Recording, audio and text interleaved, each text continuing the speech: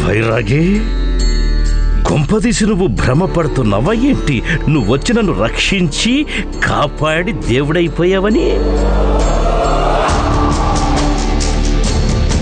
ఒకవేళ నువ్వు రాకపోయినా కూడా ఆ సూరజ్ నన్ను ఏమీ చెయ్యలేకపోయేవాడు.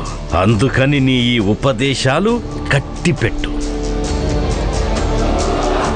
వెళ్ళి నీ అంధభక్తులకి చెప్పు, మిల్లు ఎంత లాభాల్లో నడిచినా కూడా ఒకవేళ ఇంకా కార్మికుల్ని తగ్గించడం వల్ల నాకు అధిక లాభాలు వస్తున్నాయంటే ఏమాత్రం సంకోచం లేకుండా తీసి పారేస్తా. అందరూ ఆకలితో చచ్చూరుకుంటారు. ఇది నువ్వు నీ కళ్ళతో చూస్తావు. ఇది కూడా విను, సూరజ్ గాడు ఈరోజు చేసిన దానికి వాడి మీద ప్రతీకారం తీర్చుకుంటాను. ఎలాంటి శిక్ష వేయిస్తానంటే ఈ కులకర్ణి సర్కార్ భయంతో ఎవడైనా మళ్ళీ సూరజ్లా చెయ్యాలన్న ఆలోచన చెయ్యడానికి కూడా వణకాలి.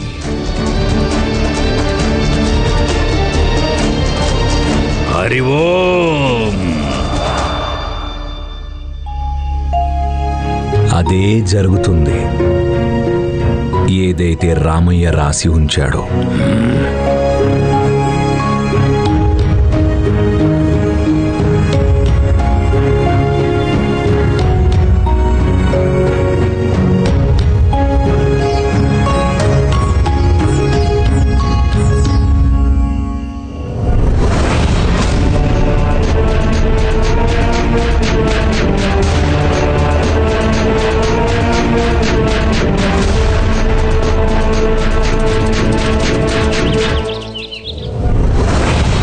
మొదటిసారి మన షిరిడికి ఒక మనగాడొచ్చాడు. ఆయన కులకర్ణి సర్కార్నే హడలెత్తిచ్చాడు. నాకొక విషయం తెలిసింది. ఆయన ఒక కర్ర తిప్పుతూ ఒకేసారి చాలా మందిని మట్టి కరిపిస్తాడంట. ఇప్పుడు దాకా కులకర్ణి భవనమే గొప్పగా ఉండేది మన షిరిడీలో. నేను అన్ని పగలు కొట్టి వచ్చారంట. ఆ తర్వాత అది వచ్చం పాడుపడినట్టు అయిపోయింది.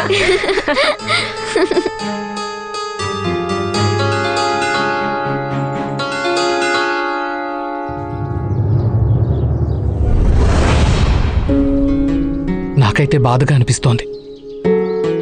కులకర్ణి సర్కార్ మంచి మనిషి కాదు, ఒప్పుకుంటాను. కానీ ఆ ఇల్లు కేశవ్ది కూడా. పైగా ప్రస్తుతం కేశవ్ షిరిడీలో లేడు. ఒకవేళ సాయి సరైన సమయానికి వెళ్ళకపోయి ఉంటే అప్పుడేం జరుగుండేదో చెప్పలేం. అత్యంత బాధాకరమైన విషయం ఏంటంటే సూరజ్ని చూసి గ్రామంలో ప్రతి ఒక్కరూ గొడవ పడ్డాలు, ఇంకా హింసను ఇష్టపడడం మొదలుపెట్టారు.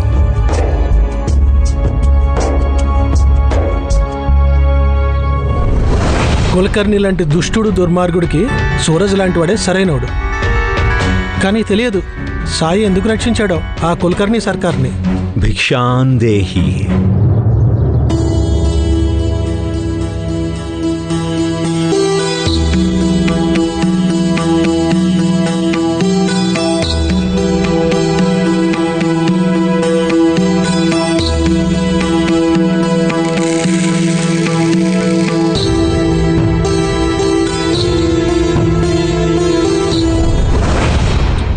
సర్కార్ క్షమించండి, మమ్మల్ని క్షమించండి, నన్ను క్షమించండి సర్కార్.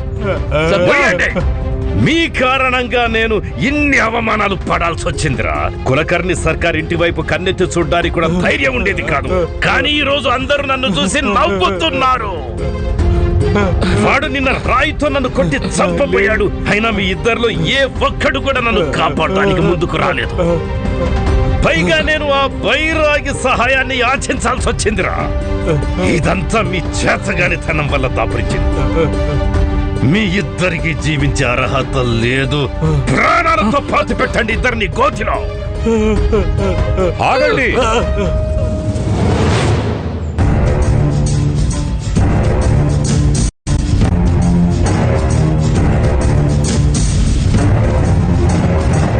అసలేం చేస్తున్నారు మీరు? వీళ్ళిద్దరిని సజీవంగా పాతేస్తున్నారా? కళ్ళు తెరవండి, స్పృహలోకి రండి. నిన్న ఏదైతే జరిగిందో దాంట్లో తప్పంతా మీదే. కొంచెం శాంతంగా పనిచేస్తే అప్పుడు పరిస్థితి ఇంత విషమించేది. ఏం చేయమంటావు నన్ను? ఆ కుర్ర కుంక ముందు తల వంచమంటారా? ఇంతకాలం ఆ బైరాగి తన మాయమంత్రాలతో నన్ను దెబ్బకొట్టాడు. కానీ ఇప్పుడొచ్చిన ఈ కుర్ర కుంక నన్ను సవాల్ చేస్తుంటే షిరిడి వాళ్ళు వాడికి జేజేలు కొడుతున్నారు. ఇదంతా నేను సహించలేను బల్వాన్ గారు. ఈ చాతగాని చవటలతో పాటు ఆ సూరజ్ గాన్ని వాడి కుటుంబాన్ని అంతం చేసేస్తాను. వాడింటిని తగుల పెట్టి చేస్తాను నేను. ఎందుకు జనాల సూరజ్ని నాయకుడు అనుకోవడానికా?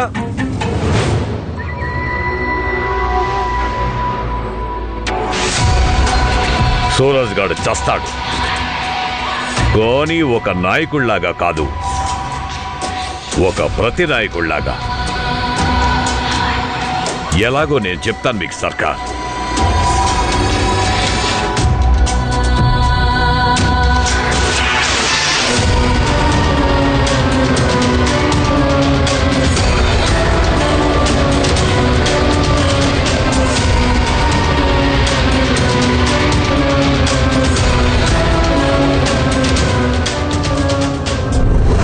ముందు నేను సూరజన్నయ్య అవుతాను, నువ్వేమో కుల్కర్ణి సర్కార్. సరే. సిద్ధమా? ఆ నా మాట వినలేదంటే నేను నిన్ను చావు కొడతాను.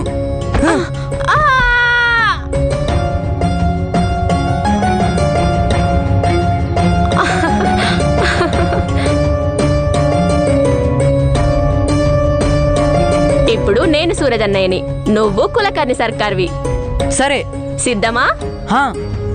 కాపాడండి, కాపాడండి, నన్ను క్షమించండి, కాపాడండి, కాపాడండి, కాపాడండి. ఈ రోజు నిన్ను నేను క్షమించే ప్రసక్తే లేదు కులకర్ణి సర్కార్. నన్ను క్షమించండి, నన్ను వదిలేయండి. నువ్వు దుష్టుడివి, నువ్వు పాపాత్ముడివి.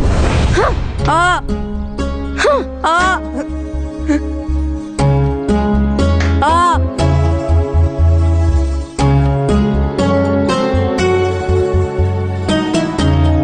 మీ తాతయ్య గారిని అవహేళన చేయడం చూసి నీకు బాధ కలుగుతుంది కదూ? నాకు తెలుసు తాతయ్య గారు జనాలను చాలా కష్టాలు పెడతారు, కానీ నిన్న రాత్రి మేమందరం చాలా భయపడ్డాము వాళ్ళు చేసే బీభత్సం చూసి. నేను మా ఇంట్లో వాళ్ళని అంతగా భయపడ్డం ఇంతకు ముందు ఎప్పుడు చూడలేదు.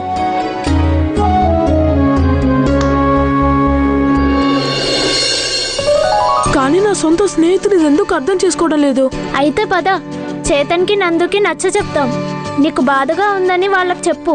వద్దు, ఏం లాభం లేదు. ప్రస్తుతానికి సూరజ్ అన్నయ్య అందరి కోసం ఏదైతే చేశాడో అదే సరైనది.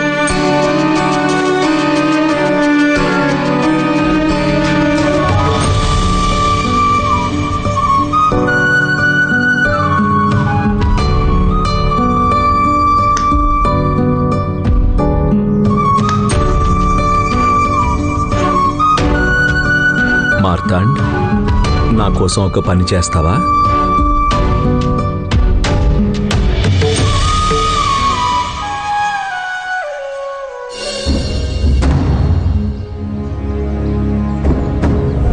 సూరజన్న జిందాబాద్, సూరజన్న జిందాబాద్, సూరజన్న జిందాబాద్, సూరజన్న జిందాబాద్, సూరజన్న జిందాబాద్, సూరజన్న జిందాబాద్, సూరజన్న జిందాబాద్, సూరజన్న జిందాబాద్, సూరజన్న జిందాబాద్, సూరజన్న జిందాబాద్, సూరజన్న జిందాబాద్. అమ్మా, బయట జనాలేదో అరుస్తున్నారులే, చూడమ్మా. నువ్వు మళ్ళీ ఒకసారి సాయి కోసం లడ్డూలు చేయొచ్చుగా. అమ్మా చూడు. అమ్మా, నేను బూందీ తీసుకొచ్చానమ్మా. నువ్వు త్వరగా లడ్డూలు చేసావంటే సాయి భోజనం వేళకి ముందే నేను ఆయనకి తీసుకెళ్ళి ఇస్తాను. చెయ్యమ్మా.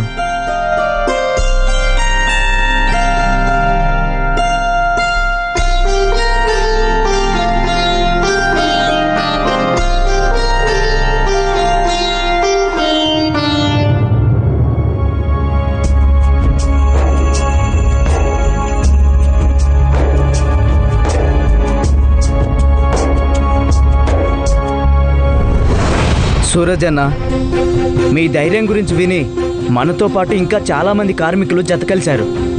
సూరజ్ అన్న, కానీ నిన్న మొదటిసారి కులకర్ణి ముఖంలో భయం చూసాము. ఇక ఇప్పుడు మేము కూడా భయపడము. ఆ కులకర్ణికి సాయి కార్మికుల్ని ద్వారకామై రమ్మని చెప్పారు. అక్కడి నుంచి అందరం మిల్లుకు వెళ్దామని, శాంతియుత పద్ధతిలో సమస్యను పరిష్కరించడానికి చర్చలు జరుపుదామని. కానీ సూరజ్ బాబు, మేమందరం నిర్ణయించుకున్నాము, మేం మీ వెంటే ఉంటాము. సాయికి నేను చాలా గౌరవం ఇస్తాను, కానీ ఈ సాధు స్వభావమైన మాటలు ఈ అహింసా మాటలు కులకర్ణి లాంటి దొంగలు దోపిడీదారులు ఈనాటి దాకా అర్థం చేసుకోలేదు. ఇంకా ఇప్పుడెందుకు అర్థం చేసుకుంటారు? ఎవరు ఎలాంటి వారో వాళ్లతో అలాగే వ్యవహరించాలి. ఇదే ఈ లోక రీతి. సరిగ్గా చెప్పావు సూరజ్ బాబు. సూరజ్ బాబు జిందాబాద్! సూరజ్ బాబు జిందాబాద్! సూరజ్ బాబు జిందాబాద్! సూరజ్ బాబు జిందాబాద్! నా పేరున జిందాబాదులు కొట్టడం వల్ల ఏ లాభం ఉండదు. ఒకవేళ మీరు నిజంగానే నా వెంట ఉండాలనుకుంటే, ఏదైనా మార్పు తీసుకురావాలనుకుంటే అందరూ ప్రమాణం చేయండి. ఉత్త మాటలు కాదు, ఏదైనా చేతల్లో చూపించాల్సిన సమయం. అన్యాయానికి విరుద్ధంగా ఇప్పుడు గళం కాదు, ఆయుధాలు ఎత్తుదాం. సిద్ధమేనా?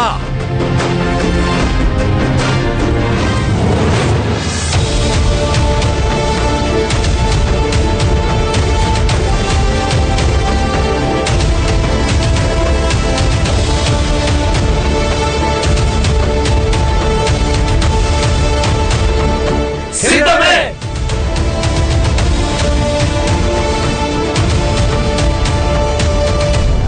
చావు. కాపాడండి. ఈ రోజు నేను నిన్ను వదిలిపెట్టను. నన్ను క్షమించండి. చేతన్ లే.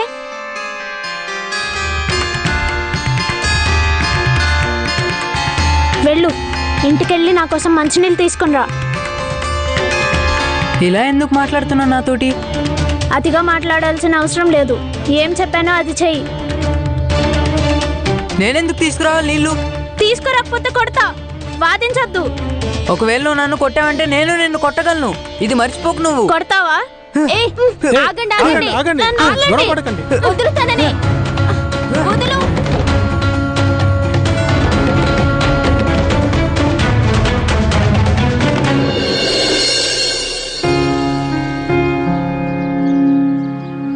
చేతన్, నాకు కూడా దాహం వేస్తుంది. మరి నా కోసమైనా నీళ్లు తెస్తావా నువ్వు?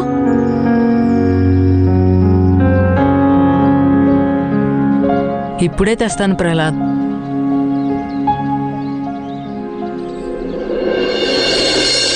చేతన్, అవసరమేం లేదు. మీరందరూ ఏం చేస్తున్నారో సాయి చూశారు. అది చూసి ప్రహ్లాద్ కూడా చాలా బాధపడ్డాడు. అందుకే సాయి ఒక ముఖ్యమైన విషయం అర్థం చేయడానికి నన్ను నాటకం ఆడమని చెప్పారు. మార్తాండ్ హింస ద్వారా తన పని చేయించుకోవాలనుకున్నాడు, కానీ చేతన్ వినలేదు. అదే ప్రహ్లాద్ వీడిని నీళ్లు తీసుకురమ్మని ప్రేమతో అడిగితే తను వెంటనే ఒప్పుకున్నాడు. ఇదే తేడా ఉంటుంది హింసకి ఇంకా అహింసకి. పిల్లలకి హింస ఒక పరిహాస విషయంగా అనిపించకూడదు, నలుగురిని నవ్వించే విషయంగా అనిపించకూడదు. ఇది తెలియచేయటం పెద్దవాళ్ల బాధ్యత అవుతుంది. పెద్దవాళ్లే పిల్లల హింసాత్మక ఆటలకి నవ్వితే అప్పుడు పిల్లలు హింస యొక్క నష్టాన్ని ఎప్పటికీ అర్థం చేసుకోలేరు, అహింస గొప్పతనాన్ని అర్థం చేసుకోరు. అలాంటి పిల్లలు ఏ సమాజంలో పెరుగుతారో ఆ సమాజంలో హింసని సాధారణ విషయంగా పరిగణిస్తారు. అంటే సాయి, మీ ఉద్దేశం సూరజన్న తప్పు చేశారనా? కానీ సూరజన్న పేదవాళ్ళ కోసం పోరాడుతున్నాడు, పేదవాళ్ళ హక్కుల కోసం. ఆశయం ఎంత మంచిదైనా కావచ్చు, దాన్ని పూర్తి చేసే దారి సరైనదవ్వటం చాలా ముఖ్యం. భయంతోటి హింసతోటి మనకి పైపైకి అనిపించవచ్చు సమస్య పరిష్కారం అయిపోయింది అని, కానీ అది భ్రమే అవుతుంది. సమస్యకి పరిష్కారం అప్పుడే సాధ్యం ఎప్పుడైతే దాని మూలాల వరకు వెళ్ళగలుగుతామో. సమస్యని కూడా కరుణ మరియు మానవతా దృక్పథంతో చూడగలగాలి. హింస కేవలం హింసకే జన్మనిస్తుంది. ఇక ఎక్కడైతే హింస ఉంటుందో ఆ సమాజంలో సుస్థిరత సాధ్యమవ్వదు. హింస అహంకారానికి ప్రమాణం, అలాగే అహింస అహంకారం లేకపోవటానికి. అంధకారం అహంకారానికి పర్యాయపదం. ఎందుకంటే అహంకారంలో అంధకారంలో లాగా కంటికి ఏమీ కనిపించదు. ఎలాగైతే మీ అందరికీ కనిపించట్లేదు, నిన్న కులకర్ణి సర్కార్ ఇంటి మీద దాడి జరిగింది. అప్పుడు అక్కడ మీ మిత్రుడు కూడా ఉన్నాడు. నిన్న తనకి కూడా ఏమైనా హాని జరిగి ఉండేది. మమ్మల్ని క్షమించు ప్రహ్లాద్. మమ్మల్ని క్షమించు ప్రహ్లాద్. మాకు అర్థమైంది సాయి. కానీ సాయి, మా ఇళ్లలో కూడా కొంతమంది మిల్లులో పనిచేస్తారు. మేము వాళ్ళ కోసం ఏమైనా చేయాలనుకుంటున్నాము. మరి ఏం చేయాలి సాయి? నేను చందు చేత సందేశం పంపించాను. సాయంత్రం 4 గంటలకు అందరూ ద్వారకామాయికి రండి. ఆ తర్వాత శాంతి ప్రదర్శన కోసం మనం అక్కడి నుంచి మిల్లు దాకా పాదయాత్ర చేద్దాం.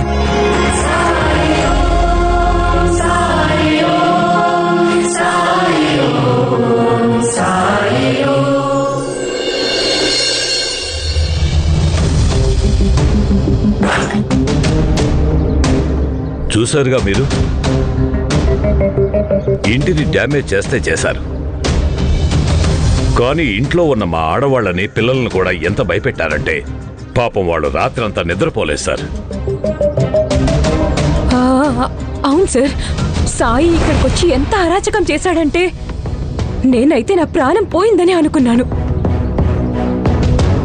ఇక అతని భక్తులైతే కళ్ళు మూసినా తెరిచినా కూడా అన్ని అవే దృశ్యాలు కదులుతున్నాయి. ఇక నా కొడుకు, వాడు ఎంత భయపడిపోయాడంటే నాకు అనిపించడం లేదు వాడు మళ్ళీ సాధారణ స్థితికి వస్తాడని.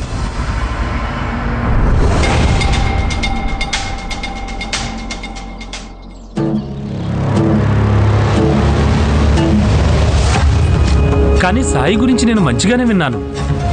ఆ ముసలి వ్యక్తి ఇంత ఎక్కువ వైలెన్స్ చేయగలడా? I don't believe this. అరే, ఈ కారణంగానే అతను ప్రతిసారి తప్పించుకుంటున్నాడు. కానీ మీరు అతని నిజస్వరూపం స్వయంగా మీ కళ్ళతో చూడాలనుకుంటే సాయంత్రం 4 గంటలకు మీరు స్వయంగా ద్వారకామాయి వెళ్ళండి. మీకు బోలెడు సాక్ష్యాలు దొరుకుతాయి.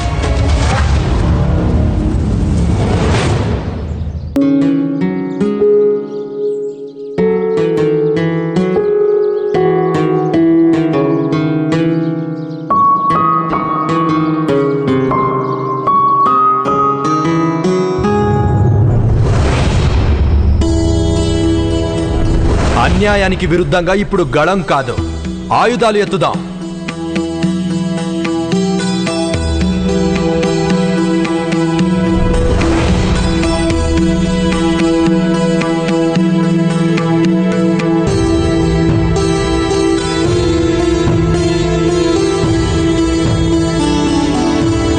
విశాల్, ఇక నువ్వు కూడా భోజనం చెయ్యి.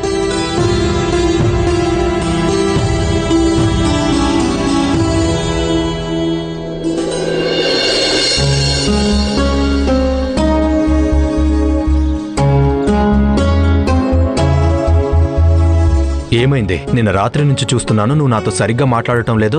ఈ రోజు పొద్దున కార్మికులందరూ నీ పేరున జేజేలు కొట్టారుగా. అప్పుడు అమ్మ హఠాత్తుగా ఉలికిపడి లేచింది. లేచి తలుపు వైపు వెళ్ళసాగింది. ఎందుకో తెలుసా? ఎందుకంటే అమ్మకి ఆ జిందాబాదులు గుర్తొచ్చాయి. గతంలో మన నాన్న కోసం అంటుండేవాళ్ళు మన ఇంటి బయట. కానీ ఒకటే తేడా అన్నయ్య, నాన్న కోసం ఎందుకే జిందాబాదులు కొట్టేవాళ్ళు? ఎందుకంటే ఆయన అహింసా మార్గంలో నడిచేవాడు. ప్రజలు ఆయన్ని సాధువులు, స్వామీజీలతో సమానంగా గౌరవించేవాళ్ళు. కానీ నీ పేరున జనాలు జిందాబాదులు ఎందుకే కొడుతున్నారు? ఎందుకంటే నిన్న రాత్రి నువ్వు ఎవరింటి మీదో దాడి చేశావని. ఇంకా నీతో పాటు వేరే వాళ్ళని కూడా హింస వైపు ప్రేరేపిస్తున్నావు. నేను గబుక్కున అమ్మని ఆపేశాను. అందుకే అమ్మ మీరు కట్టెలు పట్టుకోవడం చూడలేదన్నయ్య.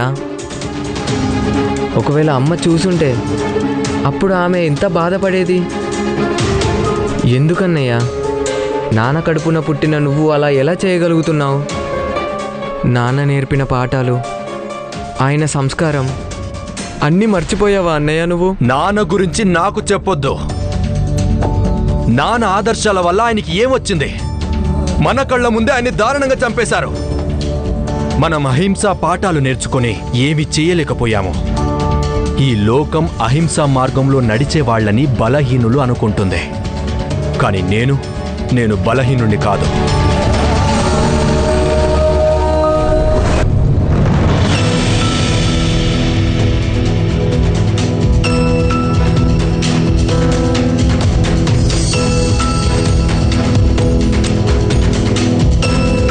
విశాల్, నీకు పిచ్చి పట్టిందా ఏంటి? అమ్మ దగ్గర నుంచి ఆ కలం ఎందుకు లాక్కున్నావు? నీకు తెలుసుగా ఈ కలం అమ్మకి ఎంత విలువైందో. ఈ కళానికి ఏ విలువ లేదు, ఏమీ అవసరం లేదు. ఈ పెన్నుతో నాన్న ఏ పత్రిక కోసం రాసేవాడో దాంట్లో బ్రిటిష్ వాళ్ళతో పోరాడడానికి ప్రేరణనిచ్చే వ్యాసాలుండేవి. ఎలా అంటే అహింసని మాధ్యమంగా చేసుకొని. తీసుకో అన్నయ్య, దీన్ని విరగొట్టాయి. నువ్వు ఇప్పుడు నాన్న ఆదర్శాలని, ఆయన కళల్ని నాశనం చేసావుగా. ఇప్పుడు ఇదెంత కలం? నాన్న జ్ఞాపకాల్ని ఎలాగూ ఎక్కడో దూరంగా వదిలి వచ్చావుగా. ఇక ఈ కళానికి ఏ విలువ ఉంటుంది నీ దృష్టిలో? దీన్ని నువ్వు విరగొట్టలేదనుకో, నేనే విరగొడతాను.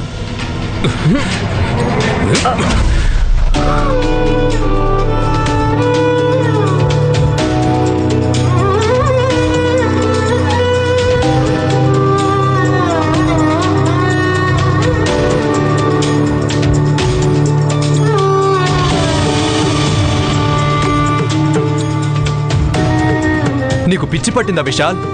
మర్చిపోయావా నువ్వు? నాన్న పోయిన తర్వాత నేను ఆయన ఆదర్శం మీదే నడిచాను, కానీ బదులుగా నాకు తెలుసు అన్నయ్య, కానీ నువ్వు నీ గురించి కాకపోయినా అమ్మ గురించి అయినా ఆలోచించు. ఇప్పుడు ఆమెకి ఏమీ అర్థం కాకపోవచ్చు, కానీ రేపు ఆమెకి నయమైపోతే అప్పుడు ఆమెకి తెలుస్తుంది నువ్వేం చేస్తున్నావో అన్నది. అప్పుడు ఆమె బాధపడదా? నా హింస జనాల మేలు కోసం విశాల్, వాళ్ళ హక్కుల కోసం పోరాడుతున్నాను. రేపు అమ్మకి ఈ విషయం తెలిస్తే అమ్మ నాకు ఖచ్చితంగా అండగా ఉంటుంది. అమ్మ ఎప్పుడు హింసకి అండగా ఉండదన్నయ్య. అలాగే నేను కూడా.